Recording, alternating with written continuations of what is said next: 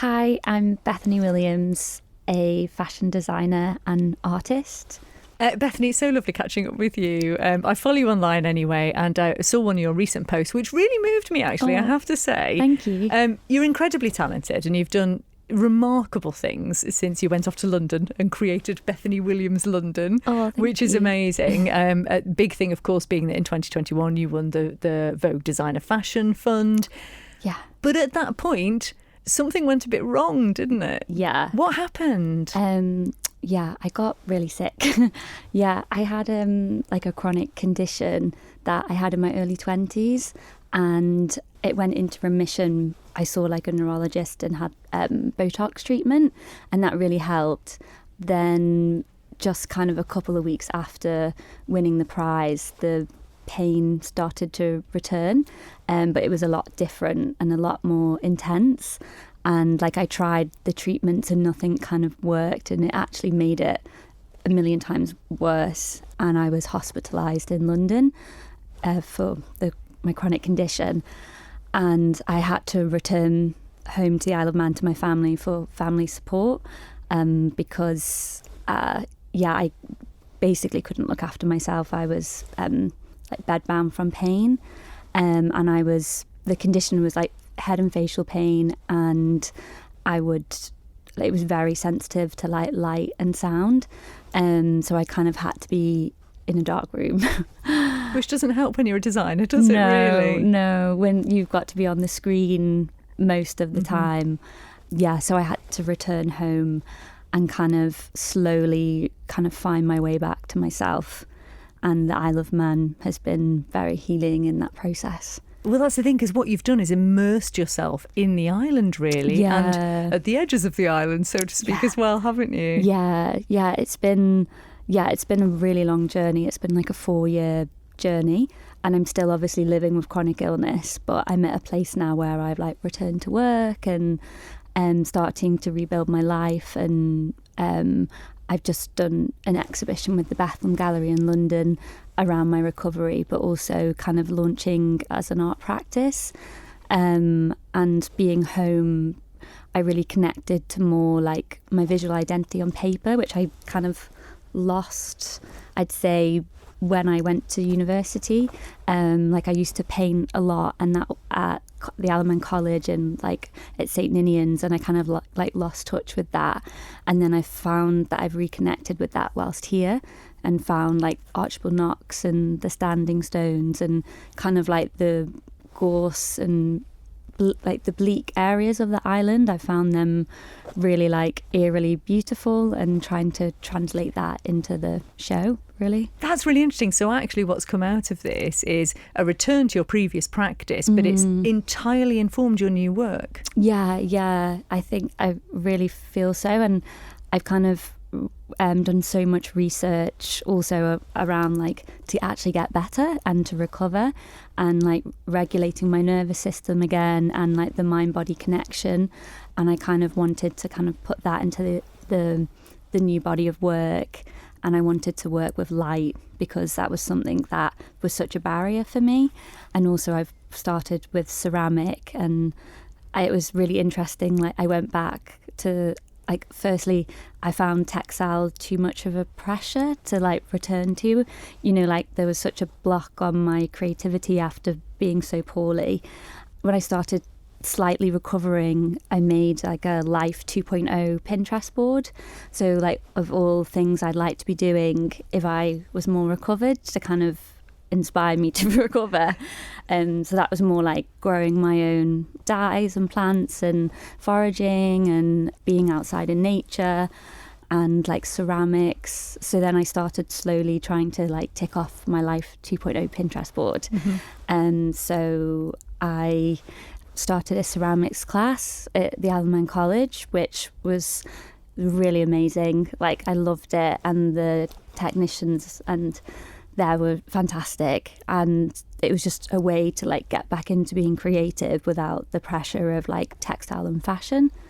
What an incredible thing when you think, because you're a very well respected designer, and as we mentioned, on the cusp of being even more globally known with the design fund that you won. And obviously then there was this pause in it as a result of the illness, but then to come back and actually go back to UCM and feel like you were learning and really getting something out of it. I mean, that's testament to them as well, isn't it? Yeah, well, I think, like, you know, when I look back, I'd always say, like, my favourite year ever was my art foundation.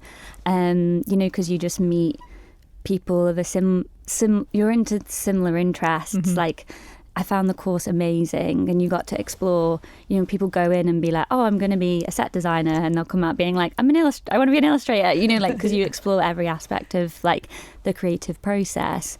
So yeah, it was nice for me going back, because, like, it was one of my favorite years of my life. So, and, like, the friends I've made on my art foundation, like, I've got lots of them for life. So yeah. We tend to punch above our weight when it comes to art and creativity on the Art Man, don't we? And even in fashion, because of course there's yourself, there's Preen, there's Unier, all of these designers who've gone on and done fantastic things. What is it about the Isle of Man? Yeah, I do think the Art Foundation has a lot to, like, do with it, because I think they're all, and I think, like, St. Ninian's, like, my teachers there, my art teachers, were absolutely amazing. And I felt like we'd done an art foundation there, you know, even before we went to our art foundation. and to be fair, it is, as you will know more than anyone, it is a very competitive industry. Yeah. It is a difficult industry to break into. And the fact that, you know, there are a number of people who've managed to do that and get great success is quite extraordinary. It really is. So it does show that those building blocks are there to give you that really good grounding when you first start out. But, you know, that's something to be said as well for the fact that you were forced to take this time out as a result of the illness. And it could have been one of those moments where make or break, really, isn't it? Because you managed to not only keep your hand in, but this new work that you've created has been incredibly well received, hasn't it? Thank you. Yeah, I feel like, I was really nervous, because I was writing the piece with Vogue, with Emily from Vogue. Like, she was ghostwriting and helping me kind of put it together. And I was kind of glad that kind of came out before the show, because it was like this weight that I'd been carrying kind of on my back. Like, I hadn't really, like, obviously my friends and close family know all about it, but, like, my wider community, it was, for me, it was quite like a private thing that I was navigating. So I feel, like, kind of relieved that it's, like, released almost. Well, the post you put on your Instagram was so powerful. Oh, thank you. It had that sort of creative poetry element to it as well, which sort of draws you in. But it really expressed what you must have been feeling and the kind of trepidation of sort of getting back out there again. So, I mean, how are you feeling about it all now that it's literally all out there? Yeah, I feel like relieved. And I just wanted to kind of share my story also, because if it was relevant to somebody else who might have been going through a similar thing, and that people aren't alone in it, because I feel like having something invisible and that no one can see, and, like, ableism, like, within society, it can be very isolating, and I felt very isolated at times. So I just wanted other people to maybe know they're not alone in that struggle, and it's something that I'm living with. And also, like, the perception that you can live with chronic illness, you know, it's challenging, but it's what it is. And have you had people sort of contact you on the back of it and respond to you? Yeah, I've had, like, lots of people having similar experiences that kind of contacted me, and then it's been really moving. And like, even in fashion, you know, like, other people that I didn't even know about have been going through, like, a similar thing. So even people over here. So it's been lovely to have that maybe, like, sense of community and the shared experience.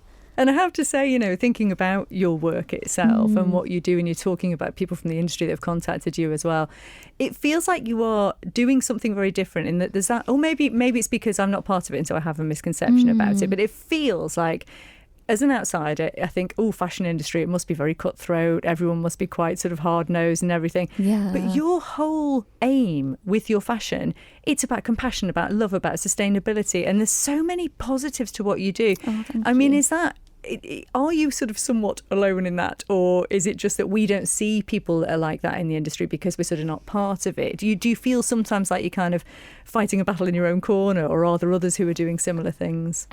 I think like when I started, it wasn't like a practice that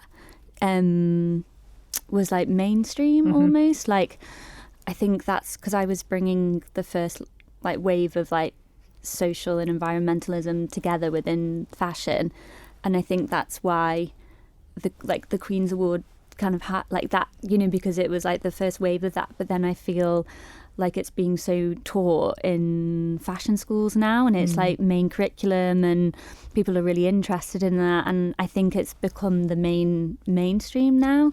That's fantastic. Yeah, so I think obviously there's like a lot still to be developed and pushed forward, and like my only knowledge is in like the luxury space, so I don't really know what that is like in the high street setting and things like that. But I do feel like, you know, it's so exciting when you go into universities and see the ideas of like up and coming like younger designers, and then like in the London design scene, and I think even more creative directors for the larger houses. It seems like they're also moving into that space, which is like really exciting to kind of see. Yeah. And I suppose it's one of those, isn't it, where you think, you talk about sort of high street. I'm assuming we're still quite far off when it comes to it being a realistic thing for everything to be sustainable and everything to be the way it should be when it comes to high street fashion. But it's really encouraging that, as you're saying, in the sort of maybe larger brands or more sort of high end brands, that it is being looked at as a positive thing, because then hopefully that will sort of trickle down. Yeah. I mean, are you seeing any of that? I feel like there's still like, you know, it is really, the fashion industry I think employs, I don't know if I'm quoting this right, but it's a large percentage of like the world employment, you know, from like agriculture, shipping, you know, like manufacturing, like the shop floor, merchandising, like, you know, like it's a really massive industry, which is really problematic and causing a lot of global devastation, you know. So I still think there's so much work to be done, but it's like it's hard, isn't it? It's like systems design. You've got to like change systems from within and change them from without. So you need people inside like companies and brands like doing that, but also people outside challenging that, I think, at the same time. Yeah. And are you sort of working alongside people that are sort of, is there something of a movement now that's sort of gathering, do you feel? Yeah, I do feel like there's so many like younger designers who are really like focused in that. Yeah. And I don't think you can run a business in this day and age without having awareness around that. Yeah.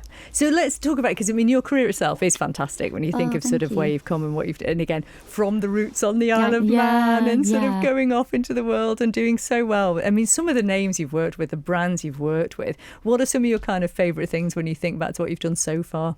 I think like having the kind of retrospect at the Design Museum I felt like really proud of that. Yeah. Like from a design sense, I was like, oh, that's cool. Yeah. I was really actually unwell when it all launched, so I didn't actually get to see it. But yeah, that was like a big achievement.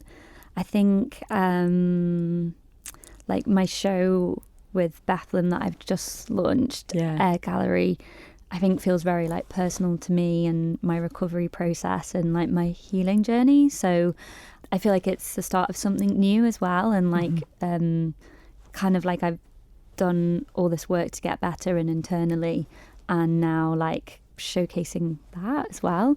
It is very personal, isn't it? And I love the fact that so much of it has come from this place as well, obviously inspired by the Isle of Man.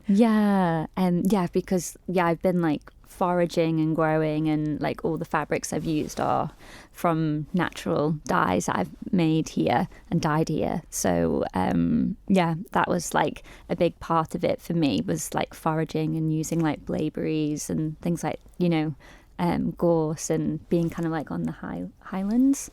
But I did other moments, maybe the the Queen's Award probably. Yeah. Because that was quite special. It was just nice having all of my people there and like celebrating that moment maybe. And then working on the Emergency Designer Network. So tell us about that. So in COVID, I set up like a non-for-profit with Cosette McCreary, Holly Fulton and Phoebe English, who are other designers, and there was like a PPE shortage. So we kind of worked with like Net-a-Porter and Matches to use, because their courier services were not being used, so because of COVID, so they were using them for us, and we were kind of working with factories, and people were on furlough going in like to do this project basically. So everyone was voluntary, we were voluntary, and we were creating like PPE, masks, gowns, surgical gowns and scrubs. And then they were being delivered, like taking to laundries to wash, working with, you could be one person or you could be a full factory, could work within the network. And then the courier service would drop off kits to everyone you'd make. Then they'd collect the kits, it would go to a laundry to be washed. And then it would be delivered to one of 40 trusts that we worked with over COVID. That's incredible. You must be so proud of that. Oh, I felt like a bit powerless at the time, so it was something I could do to kind of support, which was quite fulfilling. Yeah. Well, I mean, all that's amazing already, but obviously now it's almost like you've got to kind of had a relaunch of your career, isn't it? Yeah. So has the trajectory changed now for where you sort of see yourself being in sort of like 5-10 years time? Yeah, I think because before I was doing like the fashion, but I was also doing like commissions for like institutions, which I liked doing both, and then I'd have like consultancy as well. But now like I wanted to step more into the role of the artist, and my degree was in critical fine art practice, which is like fine art with theory. So you're learning about like what's good art, what's bad art, criticizing art, like the theory behind art, conceptual art. And then I kind of like looked at like systems design and how artists change systems for like social change. And then I kind of used that formula like in a fashion practice, but also doing like art commissions. So now I'm stepping in maybe to being more of an artist with a fashion lens as well. Like I don't want to shut any doors, but yeah, I think it's been nice to like recalibrate and kind of connect to what I love. Yeah. And I suppose, after what's happened, there's also must be that element of your head and thinking, do you know what? You don't know what's going to happen tomorrow. So you might as well just run with it. Roll with whatever happens. I think like after what's happened, I'm just like not taking myself as serious. I love that. And like trying to just take like one step at a time, live day by day, be in the present moment. Having more hats, like before it was like my work hat was quite a hat that was on most of the time, and then so it's nice to have like a daughter hat, a sister hat, a friend hat, a swim group hat. Exactly. Because swimming's been quite a big thing for you in the sea, hasn't it? Yeah, it's been for me like an integral part to my recovery.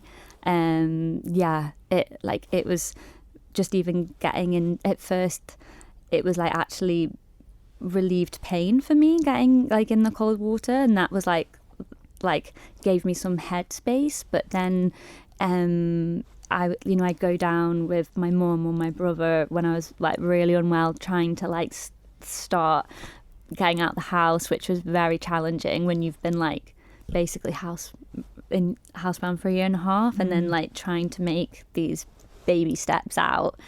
But then I met like a swim group, which they've been like, I've made like friends for life, and they've been so supportive. And it was so lovely because they just didn't know me like for do you know what I mean? Yeah. What I've done before. It was just me as me. Not Bethany Williams London, just Beth. yeah.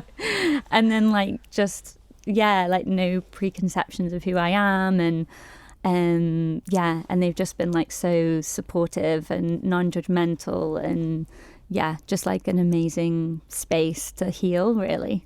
Do they know that you've got articles in Vogue? I'm just asking. Yeah, it was really funny actually. So in our swim, we were like a swim chat, and the Vogue, like, I think it was meant to be coming out on Wednesday, and then they like it popped up on our swim chat, like the Vogue article, and I've obviously talked about my swim group in that, and it got delivered early to Tesco's in the Isle of Man. So, that's amazing. Yeah, so it came out. They got it on Sunday, and it like came up on my chat, and I was like, oh my god, I'm not ready for it to be released. But I'm so glad it came out here and with them first, and the reception from all of them has been so lovely. Isn't that lovely? There is just something about sea swimmers, I have to say. It's a special bunch of people.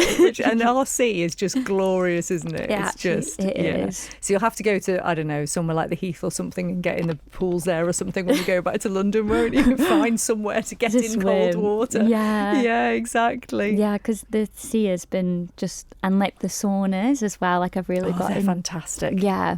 Well, do you know what? It's an absolute joy catching up with you, Beth, I have to say. And honestly, your story is so inspiring. Because thank you. know, you talk about having to leave the house even, and how brave it is making that step, but you've not just done that, you've also got right back into your new work in a way, reinvented yourself to a certain extent, and the future looks pretty bright, doesn't it? Oh, thank you. I think it's like exciting, and I'm just taking like one step at a time. Yeah. Gentle steps, sometimes into the sea. Yeah. Which is a good place to be. Yeah. Well, before you go, I just want to ask you then, if what sort of advice would you have for someone who's listening, who's thinking of getting into fashion, first of all? What would you say to them?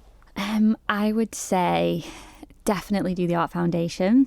Yeah, like, because some people are like, oh, I'm going to skip that year and just go straight to uni, and I just think you need that year to kind of explore and develop your portfolio.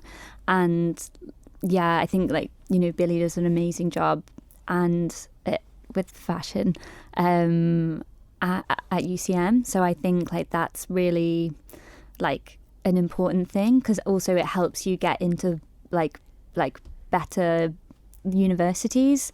And I do think sometimes it's not like necessary, but it is good to go to a London one, you know, if you can, for fashion, or if you wanted to go to a different city. But I do think like it's just easier to get internships, like you're in the city already and most of the businesses are there. So I think that's like and also I think with the Art Foundation, you may go having a vision of like what you want. Like I went in being like, oh, I'm gonna be a costume designer, and I was like, oh no, I'm gonna do critical fine art practice. Do you know? And then I went into fashion. You know, like, so could do anything basically. Yeah, I think everything's so like multidisciplinary. Like you don't have to like bracket yourself as a certain thing as well. Almost gives you like a taster, really, and then you can decide from that. Yeah. Well, it is. I have to say, they're wonderful up there. We love Billy. She's a special person, Billy. She's fab. And what about, so your current exhibition at Bethlehem Gallery then, how long is that on for? Because we need to see it. Yeah, so it's on till the end of January. Yeah, and then it's coming here in 2027 at the House of Manannan. Fantastic news. Yeah. This is great. So we can have a little trip to London for fun. Yeah. And then come and see it in Peel. Yeah, exactly. Yeah, that's a joy. Well, listen, tell everyone where they can find out more about your work, because everyone should be following you, Beth. Oh, thank you. Not in a weird way. Like I'm on Instagram. My handle is Bethany_Williams_London. And then I have my website. And you can look at the Bethlehem Gallery website to kind of see the exhibition. And then I think it's being photographed this week, so the imagery will be out next week in regards to like what you'll see there. Yeah. Maybe you'll have more people using gorse and blaeberries from the Isle of Man in their colourings. Yeah. I think because I've made like a foraging calendar. So if anyone wants, I can share that too. Well, that sounds amazing. Where can we get that? Yeah, because I've been like making it for the colours of the year. So when you can forage different things. So I can share that. There's a Christmas present right there. Yeah. And then the Bethlehem Gallery are going to be doing some public workshops. And I think Manx Heritage will be doing a talk with the Bethlehem Gallery as well. And so you can check out their website to see what's coming up. Fantastic. There's quite a lot going on, isn't there, to be fair, which is fabulous. Yeah. Thank you for taking the time and coming in especially to see us while you're on the island. We really appreciate it. And we wish you all the very best. But you know what? I don't think you need us wishing you the best. You're on it, really, aren't you? Thank you. Thank you so much. Your future's looking bright, Beth. Thank you. 1 to 3 with Christy D, the flavour of your afternoon. Thanks to Smash and Fry, Duke Street, Douglas. Open 12 till 10 daily.